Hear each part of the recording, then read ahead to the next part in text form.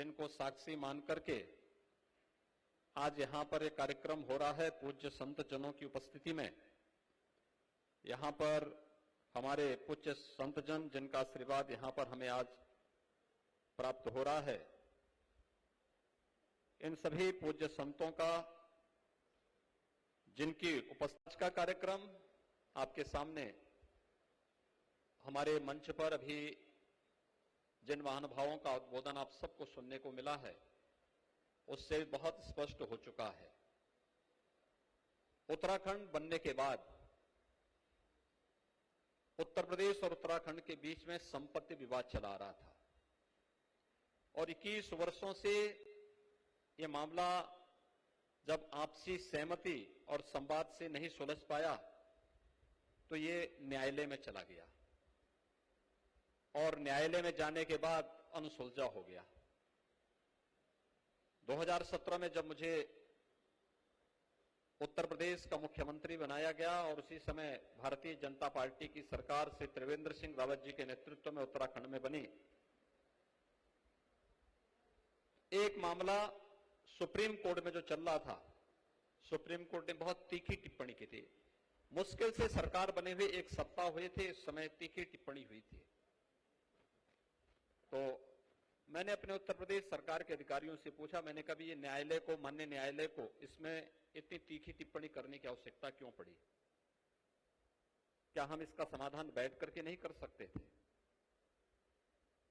लेकिन जो अक्सर नौकरशाही की प्रवृत्ति होती है टाल मटोल करने की, और उसके कुछ समय के बाद मेरे पास उत्तराखंड के माननीय मुख्यमंत्री जी का भी फोन आया कि हम लोग इस मुद्दे पर बैठना चाहते हैं। मैंने कहा भी हम बैठ करके इसका समाधान हम भी चाहते हैं और मैं आज धन्यवाद भी दूंगा और बधाई भी दूंगा श्री पुष्कर सिंह धामी जी को और उनकी पूरी टीम को कि यहां पर अलकनंदा उत्तराखंड सरकार को प्राप्त हो गया है और उत्तर प्रदेश को भागीरथी मिल गई है।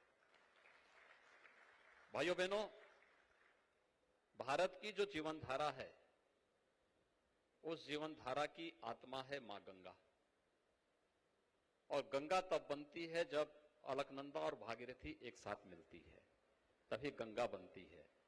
तो ये भारत की एक उज्ज्वल जीवन धारा है जिसको लेकर के जो प्रधानमंत्री मोदी जी की उस परिकल्पना को, एक भारत श्रेष्ठ भारत की परिकल्पना को साकार करता है कि लोकतांत्रिक रूप से चुनी गई सरकारें अपनी समस्या का समाधान संवाद के माध्यम से करेंगे और संवाद के माध्यम से समस्या का समाधान का एक उत्कृष्ट उदाहरण आपके सामने इन दोनों सरकारों ने एक साथ मिलकर के किया है कि आज से अलकनंदा उत्तराखंड सरकार के लिए और भागीरथी का जो नया निर्माण हुआ है ये उत्तर प्रदेश सरकार के लिए यहां पर आज समर्पित किया जा रहा है।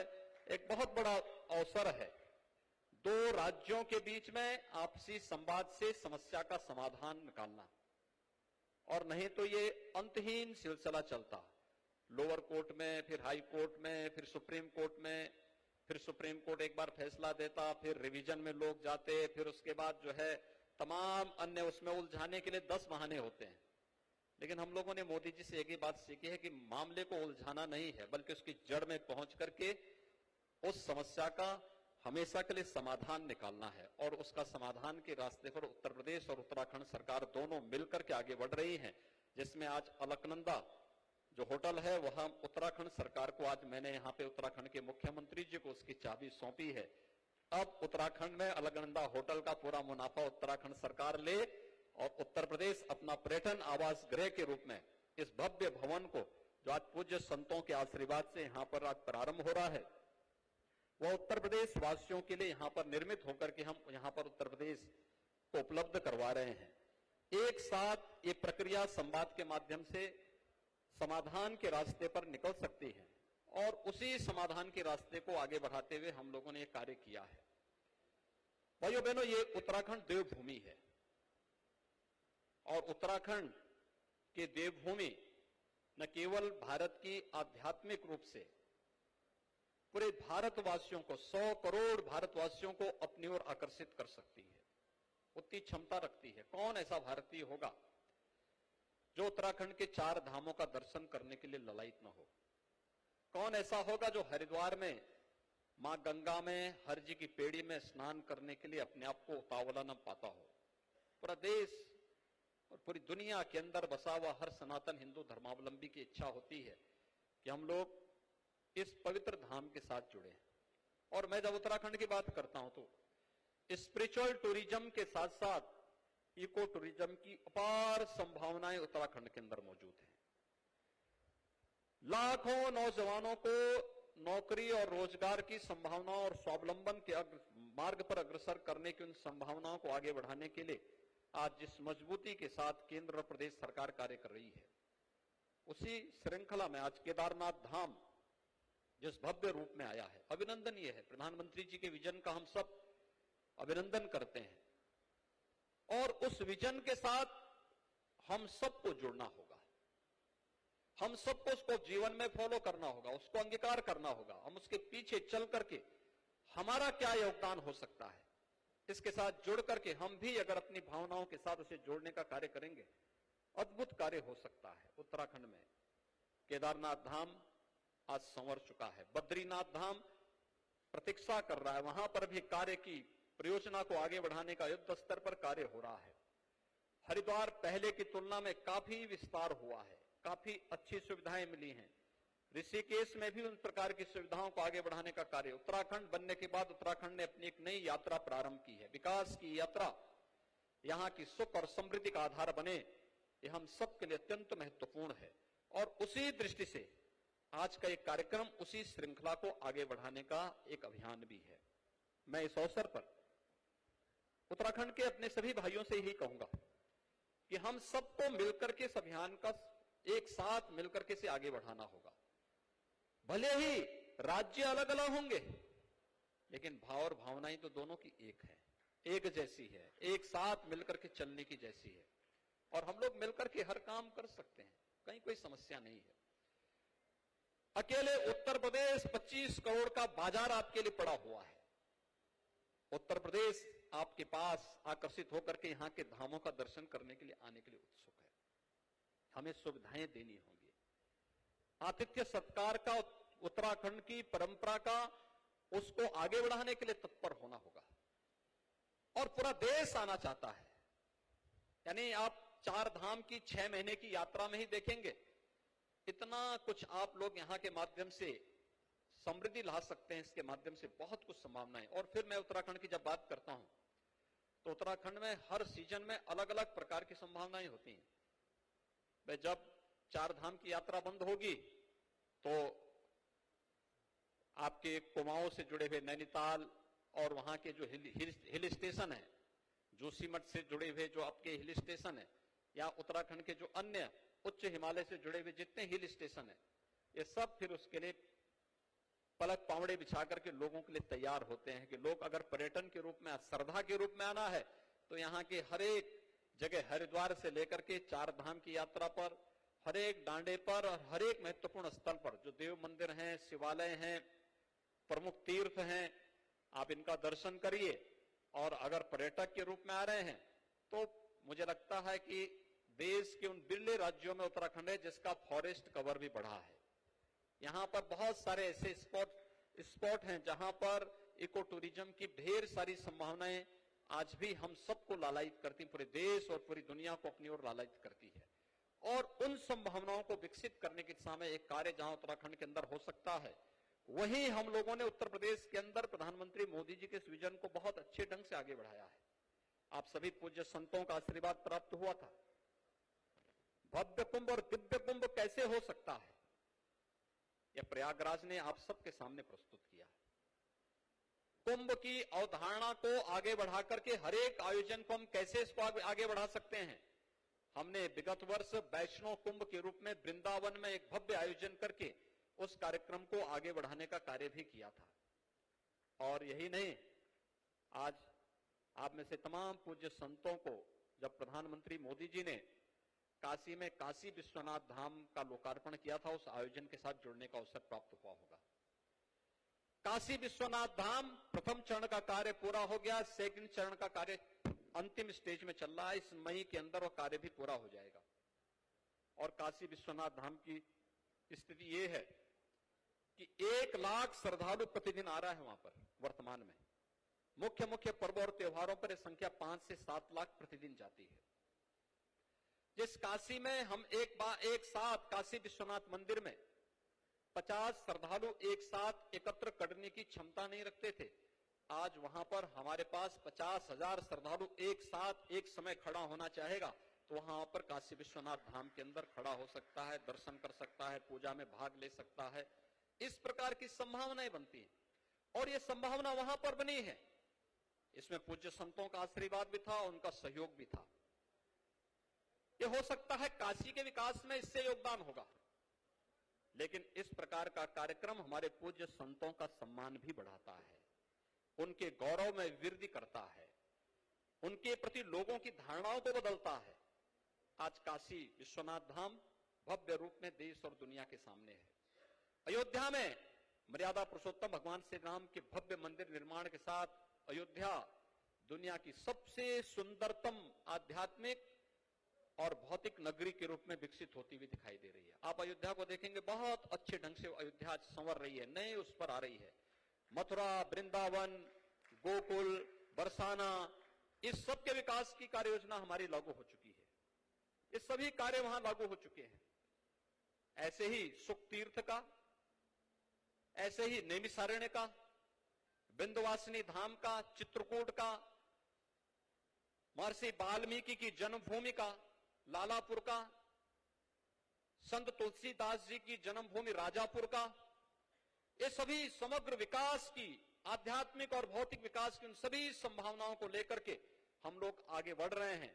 तो वो बौद्ध तीर्थ स्थलों के विकास के लिए, जैन पर्यटन स्थलों के विकास के लिए, सिख तीर्थों के विकास के लिए भी वहां पर प्रदेश सरकार निरंतर कार्य कर रही है और केंद्र और प्रदेश सरकार मिलकर के जिन कार्यक्रमों को आगे बढ़ा रही है, आज वहां पर मूर्त रूप लेते हुए लाखों लोगों को अपनी ओर आकर्षित कर रहा है। अलग अलग आयोजन को एक इवेंट के रूप में प्रस्तुत करना। दीपावली का आयोजन अयोध्या के साथ जुड़ा हो, इस संभावना बहुत कम देखने को मिलती थी, लेकिन भाइयों बहनों आज दीपावली का आयोजन अयोध्या के साथ जुड़ गया है, अयोध्या के दीपोत्सव के साथ ही। आपने देखा होगा किस भव्यता के साथ हम उस कार्यक्रम को आगे बढ़ा रहे हैं। ऐसे ही होली का आयोजन वृंदावन और बरसाना के साथ जुड़े, ये नहीं होता था, लेकिन अब जुड़ चुका है। होली का उत्सव बरसाना के साथ जुड़ चुका है। ऐसे ही देव दीपावली उत्तराखंड में ही मनाई जाती है, लेकिन देव दीपावली की जब चर्चा हो रही है तो देव दीपावली काशी की मनाई जाती है। काशी की भव्य स्वरूप आप सबको देखने को मिलता होगा, काशी की देव दीपावली। हर एक आयोजन को, कृष्ण जन्माष्टमी, भगवान कृष्ण का जन्म उत्तर प्रदेश में हुआ तो उत्तर प्रदेश के अंदर कृष्ण जन्मोत्सव का कार्यक्रम को भी इसी रूप में हम लोग लेने का कार्य कर रहे हैं। हर एक आयोजन को एक इवेंट के रूप में प्रस्तुत करना और उस इवेंट को यादगार बना देना, जिससे लोग उस दिन की प्रतीक्षा करें और फिर वहां आने के लिए पहले से ही तत्पर दिखाई दें। आज इस रूप में उत्तर प्रदेश समग्र विकास की उन कार्यक्रमों को आगे बढ़ा रहा है। पर्यटन की संभावना हो, उत्तर प्रदेश के समग्र विकास का हो, उत्तर प्रदेश की कानून व्यवस्था का हो, उत्तर प्रदेश के अंदर रोजगार का हो, उत्तर प्रदेश के अंदर ढेर सारी उन योजनाओं को जो एक सामान्य नागरिक के जीवन में परिवर्तन करने का हो, उन सभी कार्यक्रमों को आगे बढ़ाने के लिए हम लोग निरंतर वहां पर प्रयास कर रहे हैं। और मेरा मानना है कि कृषि के बाद सर्वाधिक पर्यटन की संभावना, सर्वाधिक रोजगार देने वाला जो क्षेत्र हो सकता है वो पर्यटन का हो सकता है। सर्विस सेक्टर में अपार संभावनाएं, क्योंकि जब हम एक महत्वपूर्ण तीर्थ स्थल को, जिसे हम आज तीर्थ स्थल मान रहे हैं और हम आस्था के साथ जाते हैं, ये हमारी आस्था को पवित्र तो बनाता ही है, लेकिन भाइयों बहनों ये हमारी आस्था के साथ साथ ये हमारी राष्ट्रीय एकात्मता के तीर्थ स्थल भी हैं। राष्ट्रीय एकात्मता को पूरी ऊर्जा यहां से प्राप्त होती है। राष्ट्रीय एकात्मता को पूरी मजबूती और पूरा तेज और ओज वहीं से प्राप्त होता है, और उसी तेज और ओज के लिए इन सभी पवित्र स्थलों के पुनरुद्धार के इस पवित्र कार्यक्रम के साथ हम सबको जुड़ने का अवसर प्राप्त होता है। मैं कल गया था, पूज्य स्वामी रामदेव जी महाराज ने और आचार्य बालकृष्ण जी ने उत्तराखंड में यमकेश्वर विकास खंड में एक वेलनेस सेंटर की स्थापना की है। मैं देखा हूं, कल मैं लगभग 1.5 से 2 घंटे वहां पर था। कितना बेहतरीन केंद्र बनाया गया है। सचमुच मैं अभिनंदन करूंगा उनका कि उन्होंने एक अच्छे केंद्र को, यानी जो एक पहाड़ी, सूखी पहाड़ी थी, मुझे परसों ही इसके बारे में जब आचार्य जी ने बताया, स्वामी चिदानंद मुनि जी महाराज ने बताया कि अच्छा वहां पे बना हुआ है, तो मैंने इस बारे में कहा, यद्यपि कार्यक्रम के ठीक पहले खूब बारिश हुई, खूब आंधी चली, लेकिन जब हमारा कार्यक्रम वहां बनने के लिए हुआ तो मौसम बहुत शांत और सुहावना हो गया था। आप जब यहां टेम्परेचर में 45 डिग्री टेम्परेचर में यहां पर मैदानी क्षेत्र में रहे होंगे, तो हम लोग वहां 15 डिग्री टेम्परेचर में वहां पर उस क्षेत्र में भ्रमण कर रहे थे। उनके बगीचे में वहां पर हम लोग वेलनेस सेंटर, उस पूरे क्षेत्र में हम भ्रमण कर रहे थे। कितना आनंददायक क्षेत्र बना था। सूखी पहाड़ी, कुछ नहीं होता था, एकदम पथरीली पहाड़ी, पत्थर भी सामान्य नहीं, वे मोटे मोटे पत्थर जिसमें अगर किसी का नंगा पैर पड़ जाए तो वह कांटे बगैर छोड़ेगा नहीं।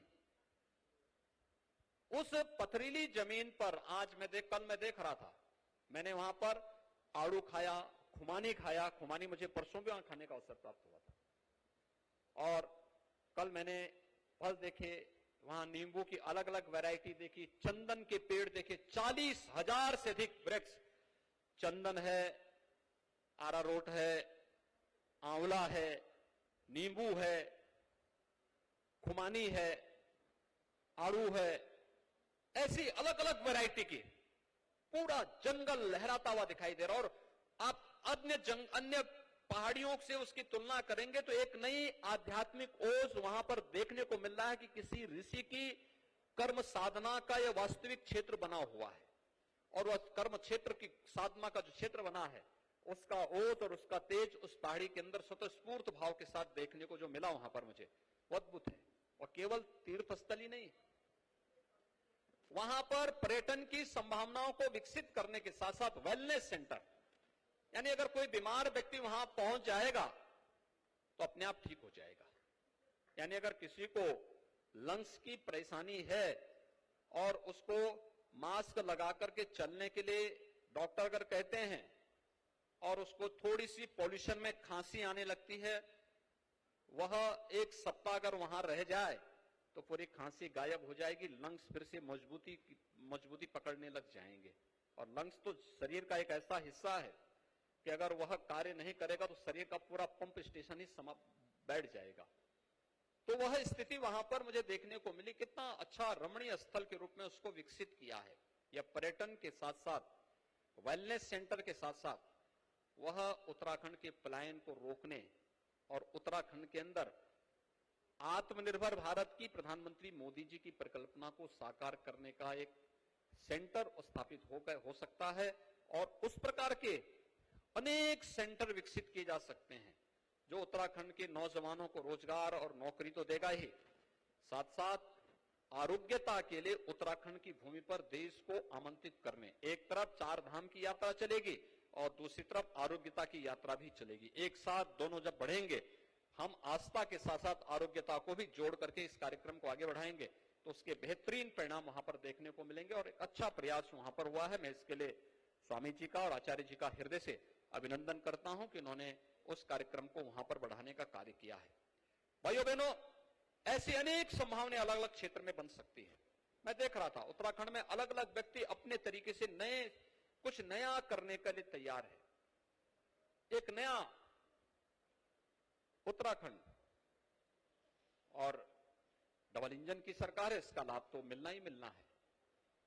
हर एक अच्छे कार्य में प्रधानमंत्री मोदी जी का सानिध्य है, उनका मार्गदर्शन, उनका सहयोग प्राप्त होता है। आज का जो एक कार्यक्रम है, यह एक भारत श्रेष्ठ भारत की प्रधानमंत्री मोदी जी की परिकल्पना को ही साकार करने का उत्तर प्रदेश और उत्तराखंड का एक सामूहिक पहल का परिणाम है, जिसमें हम लोगों ने इस कार्यक्रम को विस्तार से यहां पर प्रस्तुत किया है और ये चीजें आप सबको देखने को मिली है। मैं विश्वास